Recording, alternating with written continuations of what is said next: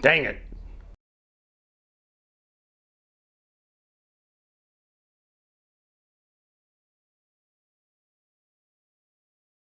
Going to do a little housekeeping this morning. Thing is that over the past several months, many of you may have noticed that I really don't respond to your comments other than giving you a thumbs up when really what you're looking for is information and an answer to a question. I got to tell you that I've been so busy trying to catch up around here for the past few months that many times I don't get to your comments until a couple weeks later, and if I do, and some of your comments are pretty long, I hate to say it, but I just don't have the time to go into any great depth other than maybe giving you a thumbs up or a thank you or something like that. So you have to forgive me for that. That's the way it's going to be for a while. I enjoy your comments. In fact, your comments help me out as far as the algorithm is concerned. Not sure how that works, but it's supposed to help. So I appreciate your comments. Just understand that, it's going to be this winter before I can sit down and spend an hour and respond to your comments.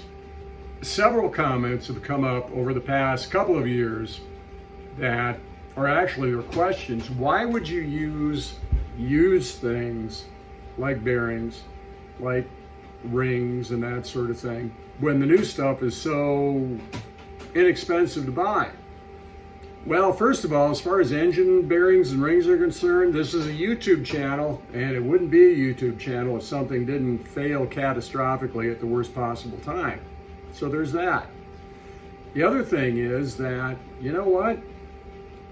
I was a small farmer for 32 years, and I made a career out of making old, busted junk run another season for 32 seasons.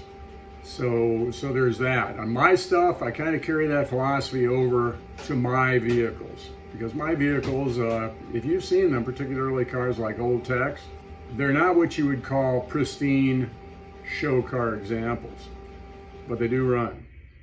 And as an example, Old Tex, got him out of a backyard in North Texas after sitting for a number of years, bought a $150 engine, put a couple $100 in it, then drove it up to the top of Pikes Peak, and the next Christmas drove it out to California from Minnesota and back.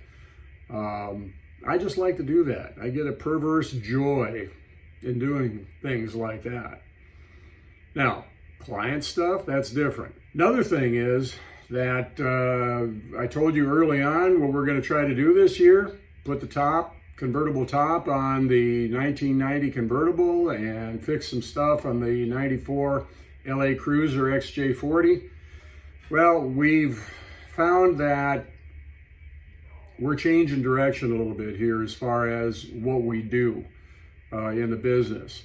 And I've determined that there's about 60% of my time that's spent just cleaning up, repairing, painting, refurbishing old junk to make it look like new. And that's just not really efficient. I just can't charge for all of that. So what we're doing is we're taking a lot of time and investing a bit of money in making that end of it more efficient. So that's taking quite a bit of time too. In fact, you're going to see some of that on the upcoming videos here once we know exactly what works and what doesn't. So yeah, things are moving here. The thing about this season is that it had to be about what I'm doing right now. There isn't any road trips. There's no racetrack stuff and so forth. I just got my head down and doing what I've got to do and throwing in the videos where I can. The good news about that is that we've got a pretty good film catalog here of how to repair, overhaul, and so forth a Jaguar V12 engine. So I don't have to do that anymore. It's there. And now all I have to do, the thing is that when you're shooting video, like on overhauling an engine, it takes about twice as long to do anything. I mean, when you consider setting the camera up and figuring out what you're going to say and so forth and so on, it just takes a lot of time. And so what this has enabled me to do then is to, in the future, just rebuild the dang engine. Okay, so